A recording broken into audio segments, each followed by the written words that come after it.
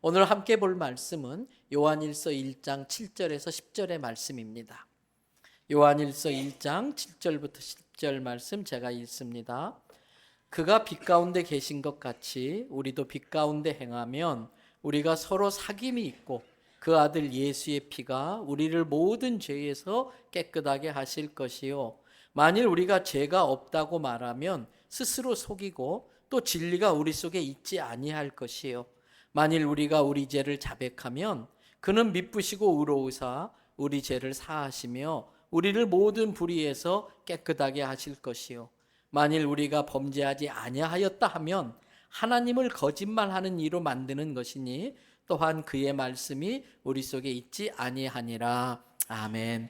할렐루야. 오늘도 저와 여러분의 가정, 자녀 그리고 하는 모든 일들마다 하나님의 돕는 손길로 함께 하시길 주님의 이름으로 축복합니다. 우리는 지금 사도신경의 내용을 가지고 우리 신앙의 가장 기본적인 것들을 다시 한번 정리하고 있습니다.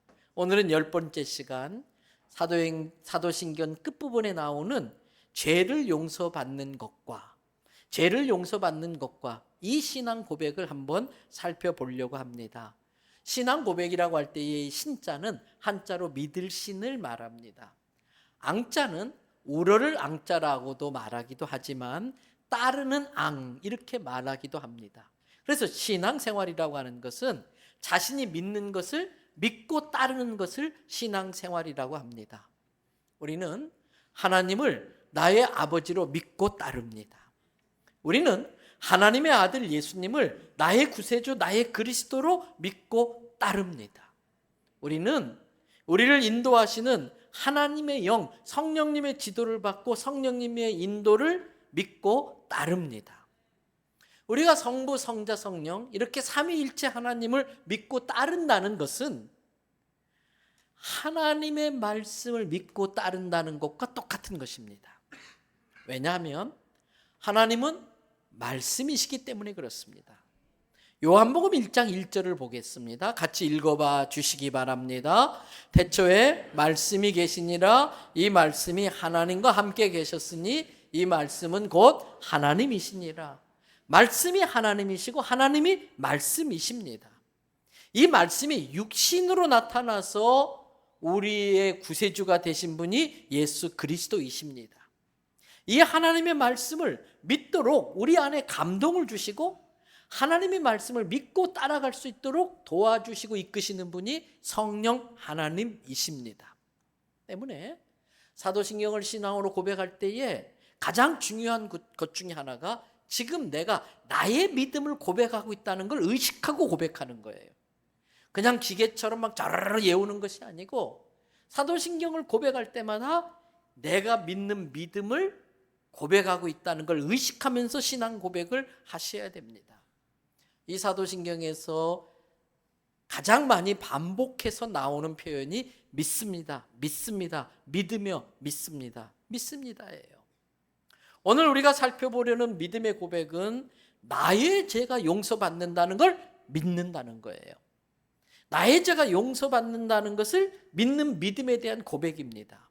그런데 여러분, 나의 죄가 용서받는다는 걸 믿는다고 고백하기 전에 필요한 두 가지가 있습니다. 두 가지가 먼저 전제되어야 됩니다. 첫째는요, 천국과 지옥이 있는 걸 믿으셔야 됩니다. 둘째는요, 내가 죄인이라는 것을 인정하고 그 죄의 문제가 해결되지 않으면 나는 형벌을 받아 지옥에 간다는 것을 믿어야 됩니다. 믿기 싫어도 믿을 수밖에 없습니다.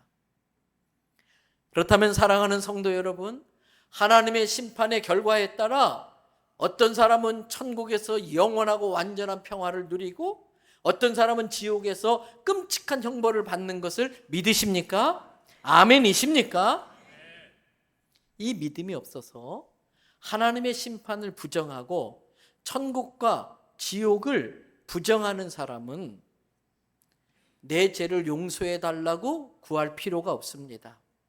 사도신경에 나오는 내용, 나의 죄를 용서받는 것과 이 신앙 고백 안 하셔도 됩니다. 오직 천국과 지옥이 있다는 걸 믿고 내 죄의 문제가 해결되지 않으면 나는 지옥 간다고 하는 것, 내 죄의 문제만 해결될 수 있다면 천국 갈 수 있다는 걸 믿는 사람만이 나의 죄가 용서받는다는 걸 사도신경을 통해 진정성 있게 고백할 수 있는 것입니다. 여러분, 이 믿음이 너무나 귀합니다. 사랑하는 성도 여러분, 우리가 죽으면 끝이 아니라 그 후에 하나님의 심판이 있다는 걸 믿으십니까?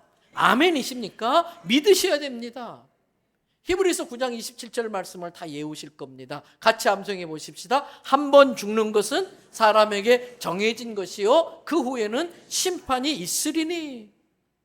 만약에 이게 믿어지지 않아서 하나님의 심판이 없다고 생각한다면 착하게 살지 않아도 됩니다. 하나님의 심판도 없고 지옥이 없다고 믿어진다면, 그렇게 생각한다면 죄 짓고 살아도 괜찮아요. 하고 싶은 대로 할 짓 다 하면서 그렇게 살다가 죽어버리면 그만인걸. 죽어버리면 그만인걸. 그러나 절대 그렇게 되지 않습니다. 만일 그렇게 살면 큰일 납니다. 그럼에도 굳이 그렇게 살겠다면 그 사람은 죽음 이후에 하나님의 심판이 없다는 것을 확인해보고 그렇게 사셔야 돼. 굳이 그렇게 살겠다면 내가 죽어서 내 영혼이 갈 지옥이 없다는 걸 증명하고 나서 그렇게 살으시면 돼요. 지옥이 없다는 걸 확신하지 못한다면 그렇게 사시면 안 됩니다. 왜요? 데살로니가 후서 1장 8절부터 9절 말씀을 보세요. 하나님을 알 만한 것들이 자연 원리 속에 다 담겨져 있어요.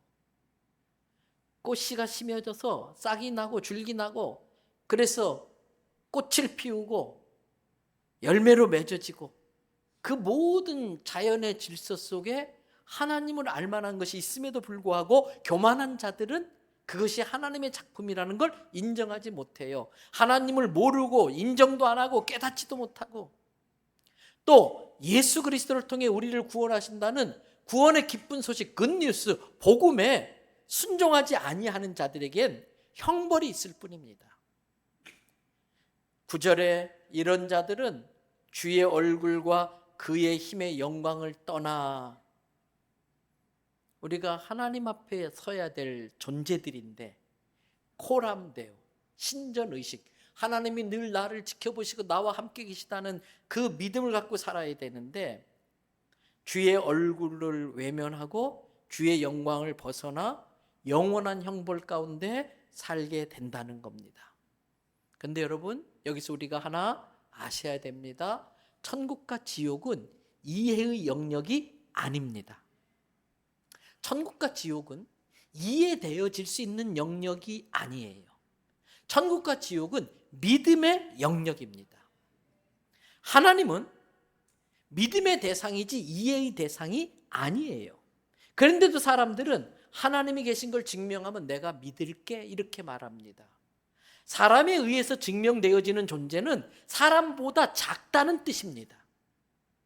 사람보다 작은 존재이기 때문에 사람에 의해서 증명될 수 있는 것입니다.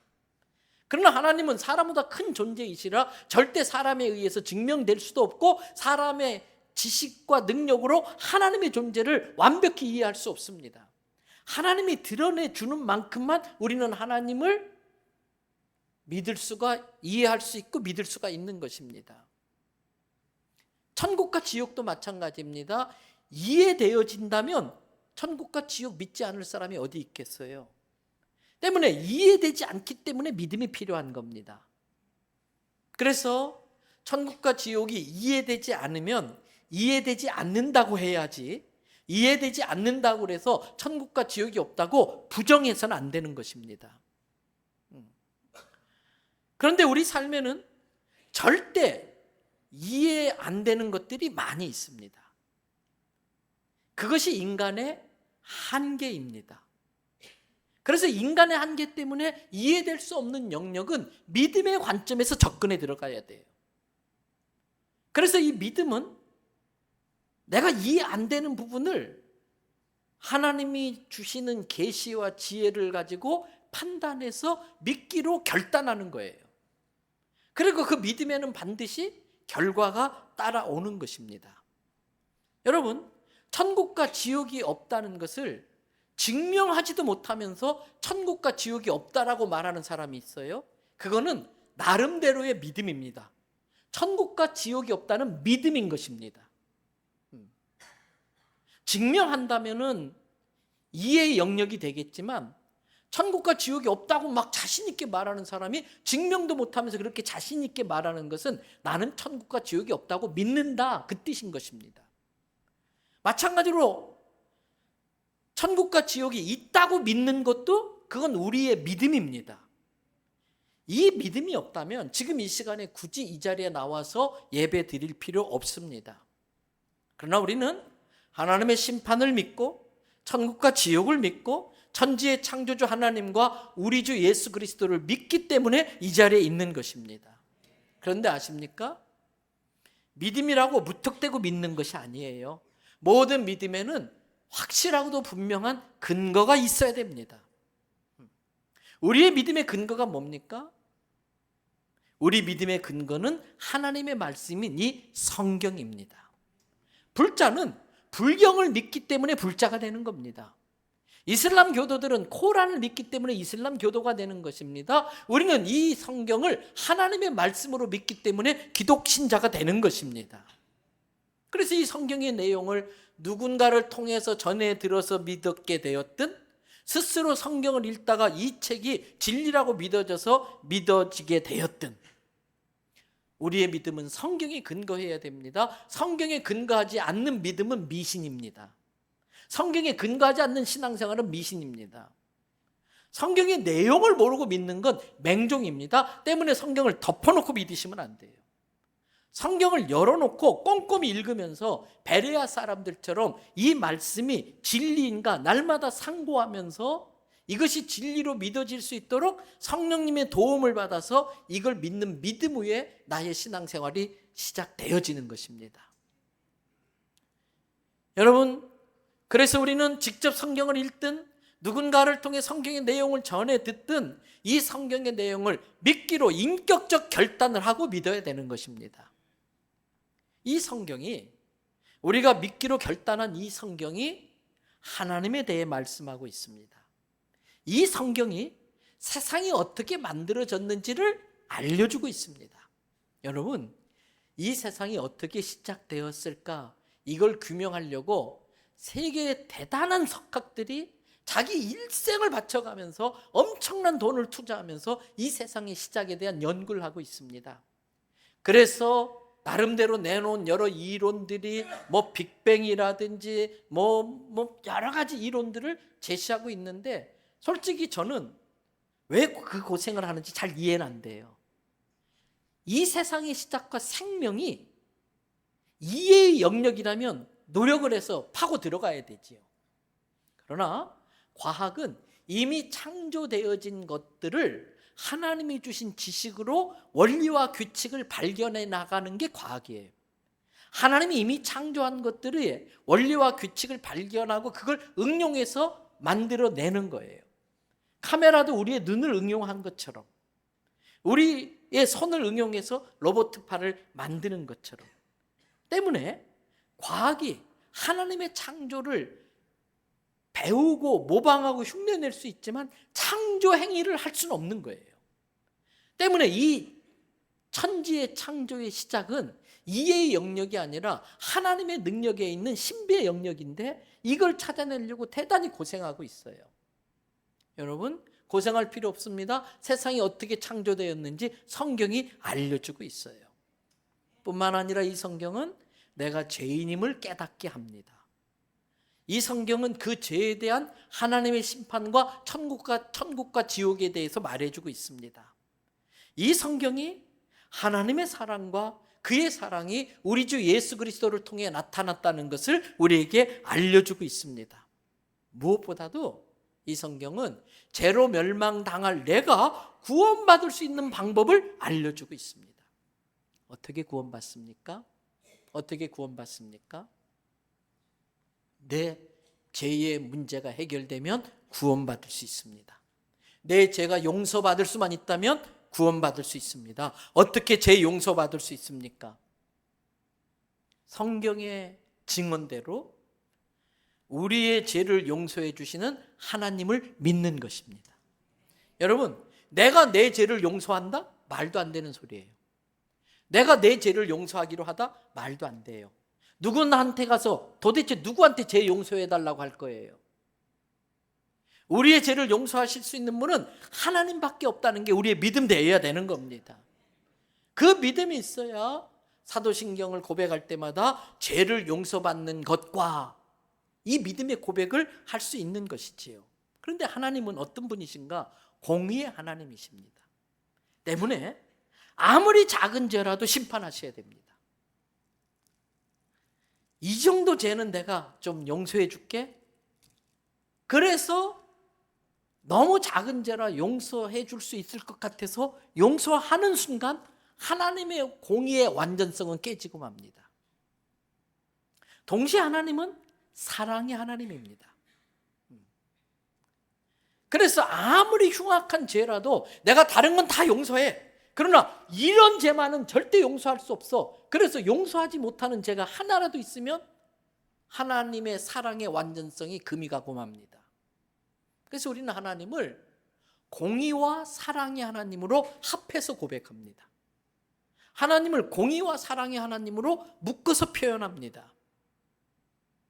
그 공의의 하나님과 사랑의 하나님은 서로 충돌합니다. 그 서로 충돌하는 하나님의 공의와 하나님의 사랑을 해결해 주신 분이 예수님이십니다. 그 충돌이 해결된 곳이 저 십자가입니다. 십자가의 죽음을 통해 하나님의 공의를 만족시키고 그 십자가의 죽음을 받으셔서 죄 용서를 하심으로 하나님의 사랑을 만족시키시는 곳이 예수님의 죽음과 그 십자가인 것입니다. 하나님은 예수님이 십자가에서 흘리신 보혈을 우리의 죄의 대가로 받으시고 우리 죄를 용서해 주십니다. 우리를 지옥에 보내지 않고 천국 가게 해 주십니다. 그전까지는 원래 우리는 진노의 자녀였습니다. 허물과 죄로 죽어야 될 자들이었습니다. 에베소서 2장 1절부터 5절을 보겠습니다. 그는 허물과 죄로, 우리가 저지른 허물과 잘못과 죄로 죽었던 우리들인데 예수 그리스도께서 우리를 살리셨도다. 2절, 예수님을 만나기 전 허물과 죄로 죽어있던 그때에는 우리도 그 죄악 세상 가운데 행하면서 이 세상의 가치관, 이 세상의 유행, 이 세상의 풍조를 따르고 공중권세 잡은 자들 가운데 끌려다니면서 그들에게 순종하며 살았던 사람들이라는 거예요. 여기서 공중권세 잡은 자는 죄를 짓고 하나님께 반란을 일으키다가 또 쫓겨난 사단의 권세를 가지고 권세를 휘두르고 있는 그러한 자들을 불순종의 영, 또 어둠의 권세라고 말을 하는데 그들은 하나님에 대해서 불순종하는 아들 가운데서만 역사할 수 있어. 우리가 하나님께 순종하는 순간 그 어둠의 권세, 공중 권세 잡은 자가 우리들 가운데서 역사할 수 없어요. 역사는 영어로 work, 일하다. 하나님에 대해서 불순종하는 자들 가운데는 어둠의 권세가 강력하게 역사하지만 하나님께 순종하는 자들에겐 어둠의 역사들이 힘을 못 쓴다는 걸 깨달으시기 바랍니다. 그래서 3절, 전에는 우리도 다 세상 가운데 살면서 예수 만나기 전에는 육체의 욕심을 따라 지내면서 육체와 마음에 원하는 것을 함으로써 본질상 진노의 자녀나 마찬가지였다. 진노의 자녀나 똑같은 자들이었다. 그런데 4절, 긍휼이 풍성하신 하나님이 우리를 사랑하시는 그 큰 사랑, 바로 예수 그리스도의 십자가 죽으심과 부활, 그 하나님의 큰 사랑으로 인하여 5절, 그를 믿는 자는 모든 허물로부터 죽을 수밖에 없는 우리를 그리스도와 함께 살리셔서 구원을 해주셨는데 이 구원은 무엇으로 말미암은 것이다? 하나님의 은혜로 구원을 받은 것이다. 때문에 여러분, 구원은 자격으로 받는 게 아니라 은혜로 받는 것입니다. 뭐가 자격입니까? 그만큼 조건을 갖춘 자에게 부여하는 게 자격이에요. 열심히 공부하는 공을 들여가지고 그 대학에 갈 수 있는 조건을 갖추면, 점수를 따면 그 대학에 들어갈 자격을 얻어요. 당당하게 들어갑니다. 그러나 내가 그 대학에 들어갈 만큼 공을 들이지 못해서, 그 대학에 들어갈 시험을 패스 못해서 자격을 못 얻으면 아무리 들어가고 싶어도 못 들어가는 것이지요. 여러분, 우리의 구원은 본질상 진노의 자녀로서 죄인이었던 우리는 천국에 들어갈 만한 자격이 없는 자들이었습니다. 그런데 예수님이 십자가에서 흘리신 보혈로 우리를 구석구석 닦아주셨어요. 깨끗이 씻어주셨어요. 우리의 허물과 죄를 예수님의 보혈로 덮어주셨어요. 자격 없는 죄인을 천국 들어갈 자격이 있다고 의인으로 인정해 주셨어요. 자격 없는 자에게 어떻게 자격을 들어갈 수 있게 해줍니까? 그런데 자격 없는 자에게 자격을 주어서 들어갈 수 있게 해주는 거, 그걸 은혜라고 말합니다. 그래서 가끔 대학에는요, 특별 전형이라는 게 있어가지고, 예를 들어서 한동대학 이런 데는 평생을 선교사로 헌신하신 분들의 자녀들에게는 가끔 자격이 미달돼도 은혜를 베풀어서 들어갈 수 있는 길을 만들어 놓는 경우도 있는 거나 마찬가지지요. 여러분, 천국이 그렇습니다. 내가 어떤 자격이 있어서 들어갈 수 있는 게 아니라 천국 갈 자격 없는 우리에게 하나님의 은혜로 자격을 부여해서 들어가게 함으로 구원받게 하시는 거예요. 에베소서 2장 5절부터 9절을 봅니다. 허물로 죽은 우리를 그리스도와 함께 살리셨고 너희는 은혜로 구원받는 것이다. 또 예수 그리스도와 함께 일으키셔서, 다시 살리셔서, 부활시켜서 예수 안에서 함께 영원토록 하늘나라에 살 수 있게 준비하셨다는 거예요. 그러면서 7절, 이렇게 하는 것은 그리스도 예수 안에서 우리에게 하나님께서 자비로움을 베푸셔서 그 하나님의 은혜의 지극히 풍성함을 나에게뿐만 아니라 나를 통해서 복음을 듣고 예수님을 믿는 모든 사람들에게 해당되게 하려 함이다라는 거예요. 그러면서 8절 9절은 예우는 말씀이죠. 다 같이 외워보십니다. 너희가 그 은혜에 의하여 믿음으로 말미암아 구원을 받았으니 이것이 너희에게서 난 것이 아니요 하나님의 선물이라. 행위에서 난 것이 아니니 이는 누구든지 자랑하지 못하게 하려 함이라. 조금이라도 어떤 공로가 있어서 그걸 인정해가지고 구원받을 수 있는 자격을 줬다면, 내가 이렇게 행위를 잘해서 내가 이렇게 공을 세워서 구원받은 거야, 이미 그것 자체가 교만의 죄를 짓는 게 돼버려요. 그래서 하나님은 자기 행위로 구원받는다는 자격을 조금도 갖추지 못하게 하려고 완전히 자격 없는 우리에게 거저 값없이 선물로 구원을 주시고 있는 거예요. 그런데 여러분, 이 하나님의 은혜로 주시는 구원의 선물은 그 선물을 받기 전에 필요한 절차가 있어요. 내가 지금 집에서 막 지저분한 일을 하고 있었어요. 손에 온갖 더러운 게 막 묻어 있어요. 근데 벨이 띵동 울려요. 그러면서 어떤 분이 아주 비싸고 귀한 선물을 갖고 왔어요. 지금 손에 지저분한 게 잔뜩 묻어 있는데 선물이 너무 좋고 반갑다고 덥석 그 선물을 받아버려요.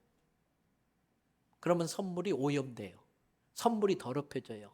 아무리 선물이 좋지만 그 선물을 받기 전에 어떻게 해야 될까요? 씻으러 가야 돼. 손을 씻으러 가야 돼. 구원의 선물도 마찬가지입니다. 이 선물을 받기 전에 먼저 내 죄를 씻어내야 됩니다. 내 죄가 씻겨지는 그 과정에 가장 먼저 필요한 게 회개입니다.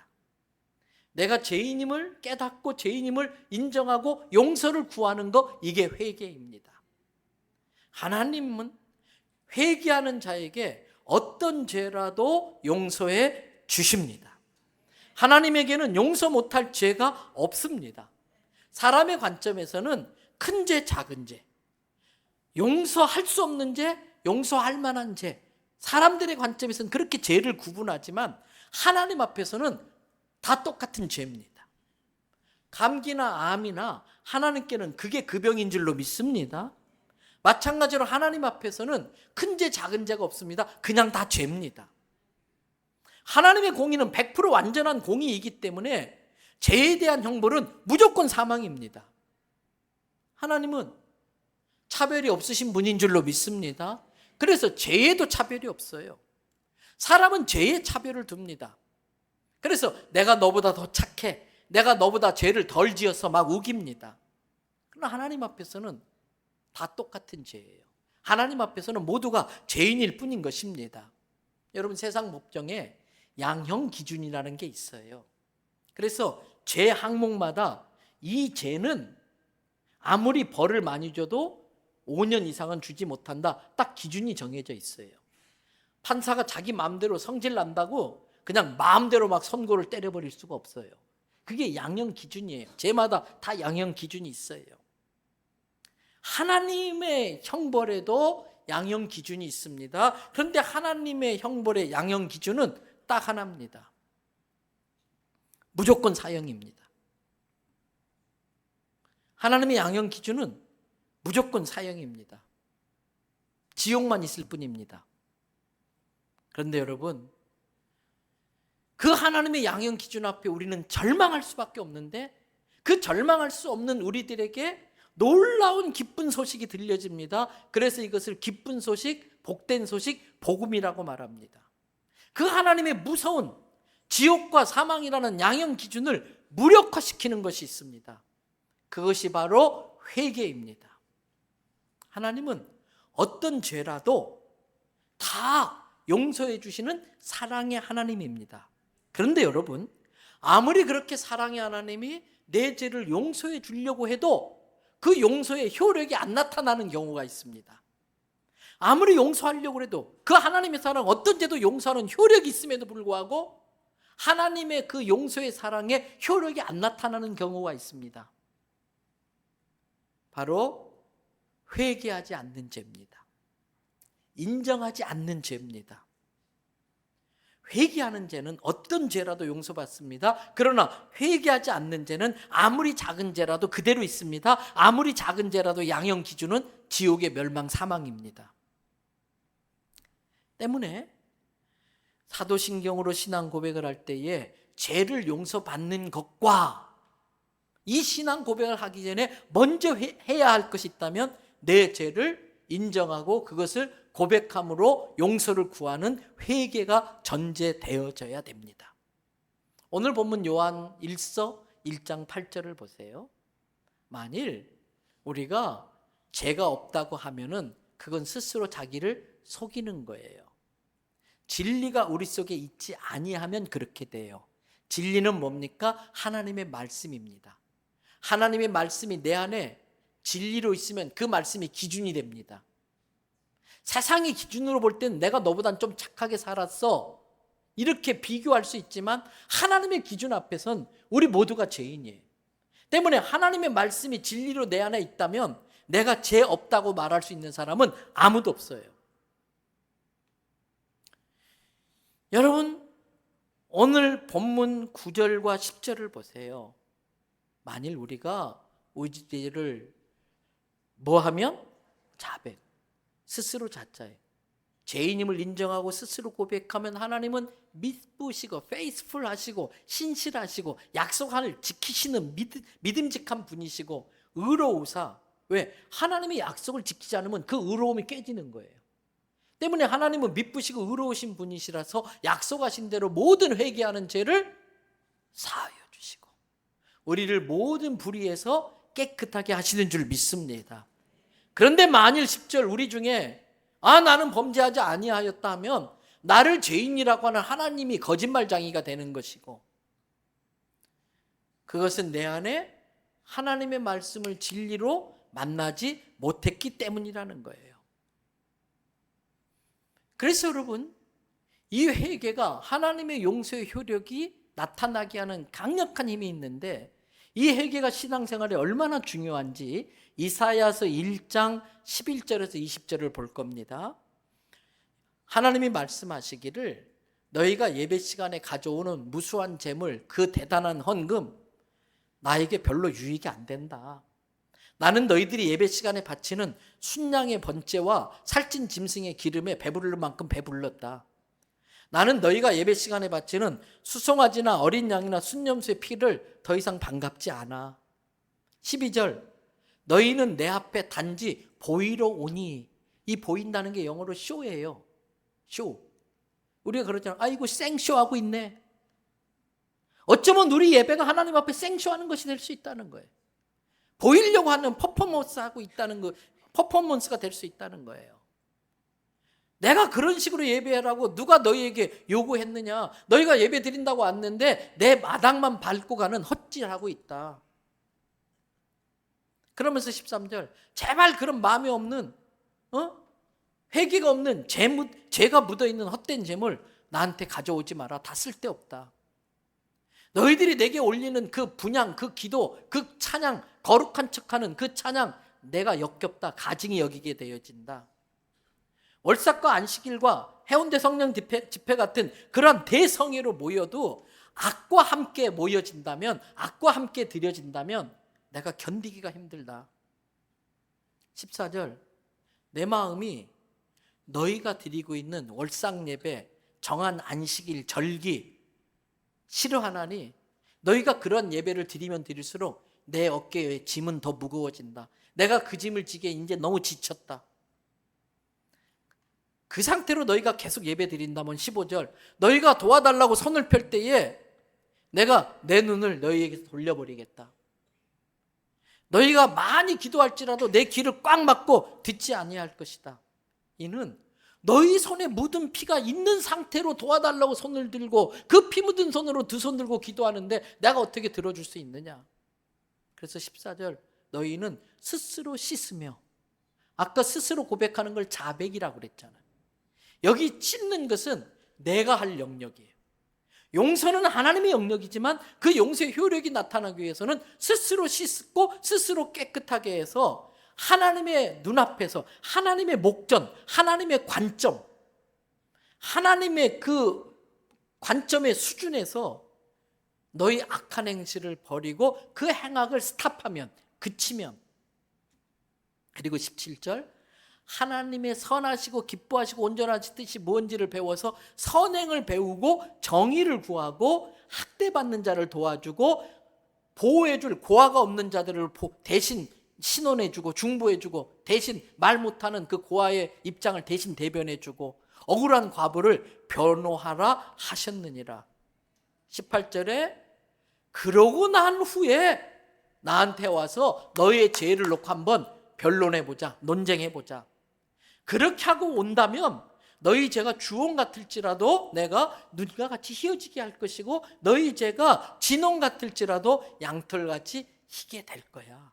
그걸로 끝이 아니다. 19절, 너희가 그렇게 하고 내 말에 즐겨 그렇게 순종하면은 너희가 헛수고하지 않고 너희가 수고한 걸 그대로 거두어 먹을 수 있게 해주겠다. 그러나 20절, 너희가 이 나의 말을 거절하면 그리고 배반하면 칼에 삼켜지리라. 전쟁으로 죽는다는 거예요. 그리고 도장 하나 꽝 치고요. 이건 공갈 아니다. 이건 협박 아니다. 이건 읍소하는 거 아니다. 이건 내가 정한 것이다. 직인 딱 찍어요. 누구의 말이니라? 여호와의 말이니라. 그러면서 하나님이 우리의 회개에 대해서 얼마나 진심인지 이사야서 43장 25절을 보세요. 다 같이 읽어봐 주실래요? 나는 나를 위하여 너의 허물을 도말하는 자니 내 죄를 기억하지 아니하리라. 여기서 도말이라고 하는 것은 칠해버린다, 덮어버린다. NIV 영어 성경에는 blot out이라고 되어 있어요. blot out은 지우개로 지운다. 영어 성경 다른 버전은 cancel이라고 되어 있어요. 야, 우리 약속 캔슬됐어. 취소됐어. 제 형벌이 취소됐다는 거예요. 그런데 중요한 건 한글 글씨 한글 성경 다시 씌워주세요. 곧 나는 누구를 위해서? 우리를 위해서가 아니라 하나님 자신을 위해서 우리 죄를 덮어버리겠다는 거예요. 왜요? 하나님은 사랑 그 자체니까 용서하지 못하는 괴로움이 더 큰 거예요. 너무 견딜 수가 없어서 하나님이 자기 자신을 위해서 용서할 수밖에 없다는 거예요. 여기서 우리가 또 인생의 중요한 진리를 배워야 돼요. 어떤 사람이 나한테 큰 손해를 끼쳤어요. 그래서 용서할 수가 없어. 그런데 여러분, 용서하지 않으면 그 사람이 끼친 손해보다 용서하지 않음으로써 당하는 손해가 훨씬 더 큽니다. 용서하지 못함으로 당하는 괴로움이 훨씬 더 힘든 거예요. 때문에 그 사람을 위해서라도 용서하지만 실은 나를 위해서라도 용서하셔야 돼. 그 스트레스 때문에, 그 미움 때문에 내 건강 상하고 내 많은 것들을 잃어버릴 수 있는 것이지요. 또 하나 이 구절에 중요한 게 있어요. 그 구절 그냥 띄워두세요. 너의 죄를 도말하는 자니 내 죄를 어떻게 한다고 그랬어요? 기억하지도 않는다. 그런데 여러분, 우리는 하나님이 용서하시고 기억하지도 않는 걸 나는 기억하고 있어. 왜 기억하는지 아세요? 그 회개의 진정성이 없었기 때문에 용서받았다는 믿음이 없는 거예요. 그러니까 진정성 있는 회개를 한 죄는 하나님도 기억도 하지 않기 때문에 더 이상 죄책감에 시달리면 안 되고 나도 기억하지 않아야 돼요. 동시에 저 사람의 죄를 하나님이 용서하고 기억도 안 하는데 나는 기억하고 있어. 하나님은 저 사람의 죄를 용서하시고 의로운 자격을 부여했는데 나는 여전히 정죄하고 있어요. 나는 그 사람을 여전히 죄인으로 취급하고 있어요. 내가 하나님보다 더 큰 자입니까? 내가 하나님보다 더 의로운 자입니까? 하나님은 용서하고 기억도 안 하는데 나는 그 사람의 죄를 기억하고 계속해서 정죄해요. 이게 그 유명한 소설 주홍글씨의 내용 아닙니까?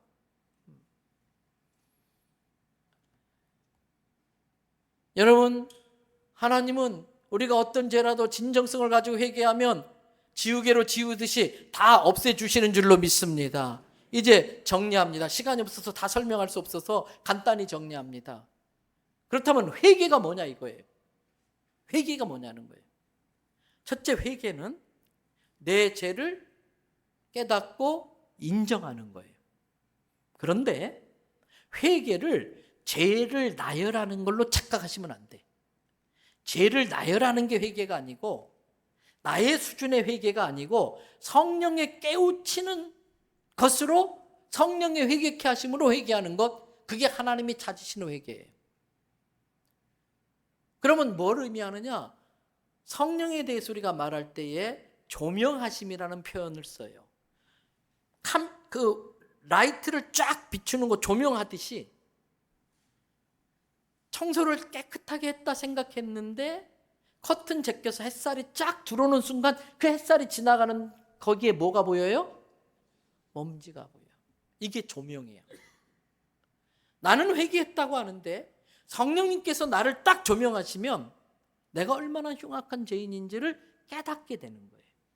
두 번째 단계가 그로 인하여 나의 그 죄성에 대해서 애통하는 것, 마음 아파하는 것, 나의 그 모습 때문에 애통하고 이대로 살다가 내가 지옥에 멸망당한 것 때문에 가슴 아파하는 것, 이게 회개의 두 번째 단계. 그런데 여러분, 하나님은 상한 심령을 찾으신다 그랬습니다.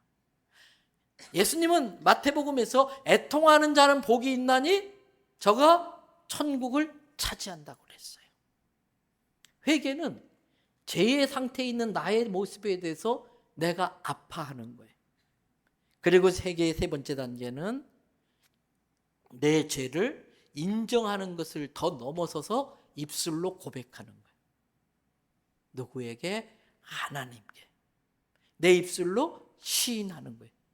믿음은 들음에서 나고 들음은 입술로 시인해서 구원에 이른다 그랬어요. 회개도 똑같아요. 내 죄를 내 입술로 시인함으로써 회개에 이르는 거예요. 그리고 네 번째 단계는 그렇게 진정성 있게 입술로 고백하면서까지 회개한 죄는 하나님이 용서하셨다고 믿는 거예요. 우리를 사랑하셔서 우리의 모든 죄, 어떤 죄도 하나님의 사랑과 은혜로 용서해 주는 걸 믿는 믿음이 회개에 꼭 있어야 돼요. 그리고 마지막으로 죄에서 돌아서는 거예요. 그 돌아섬이 그 회개의 고백에 진정성이 있다는 걸 증명하는 거예요. 회개해놓고 돌아서지 않으면 그 회개는 회개한 게 아니지요. 그래서 죄를 하마르티아라고 그러는데, 하마르티아는 관역에서 벗어났다 그런 뜻이에요. 하나님이 정한 인생의 목적, 하나님의 뜻에서 벗어난 것, 그래서 벗어난 것에서 다시 돌아가는 것, 그게 회개예요. 벗어난 걸 알고 벗어난 걸 인정했다는 걸로 회개가 끝나는 게 아니라 벗어났으니까 다시 하나님이 정한 표적으로 돌아가는 것, 이게 회개예요. 그러면서 그 회개에는 크게 두 가지로 나눌 수 있는데, 첫 번째 회개는 구원받지 못한 자가 구원받는 과정에 필요한 회개가 있어요. 죄와 허물로 죽으면서 공중권세 잡은 자에게 하나님께 불순종하고 공중권세 잡은 자에게 순종하면서 마귀의 종노릇하며 살던 사람이 예수님을 만나서 구원받기 위한 과정에 필요한 회개가 있어요.